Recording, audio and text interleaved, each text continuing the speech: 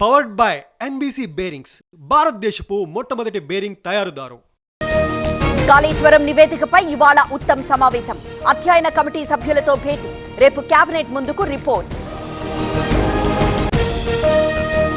సృష్టి కేసులో మూడో రోజు డాక్టర్ నమ్రత విచారణ. పిల్లల విక్రయాలపై పోలీసుల ఆరా. ఫ్రీ క్యాంపుల మతలబేంటని ప్రశ్నలు. ఫర్టిలిటీ సెంటర్లపై వైద్య ఆరోగ్య శాఖ ఫోకస్. హైదరాబాద్, మేడ్చల్, రంగారెడ్డి జిల్లాల్లో తనిఖీలు. 70 ఫర్టిలిటీ సెంటర్లలో సోదాలు. మెదక్ జిల్లాలో కలెక్టర్ ఆకస్మిక తనిఖీ. రామాయంపేటకు సైకిల్ పై వెళ్లిన రాహుల్ రాజ్. మెరుగైన వైద్యం అందించాలని సూచన. దోపిడీ కేసును ఛేదించిన పోలీసులు. అల్లూరి జిల్లాలో ముగ్గురి అరెస్ట్.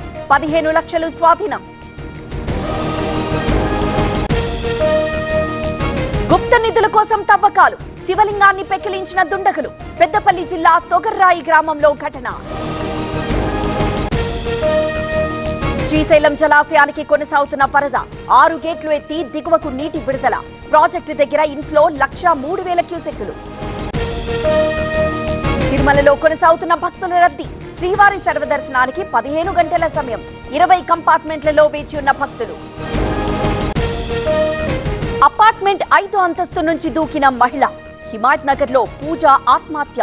డెడ్ బాడీ ఉస్మానియా ఆసుపత్రికి తరలింపు. మద్యం సేవించి మహిళలతో అసభ్య ప్రవర్తన.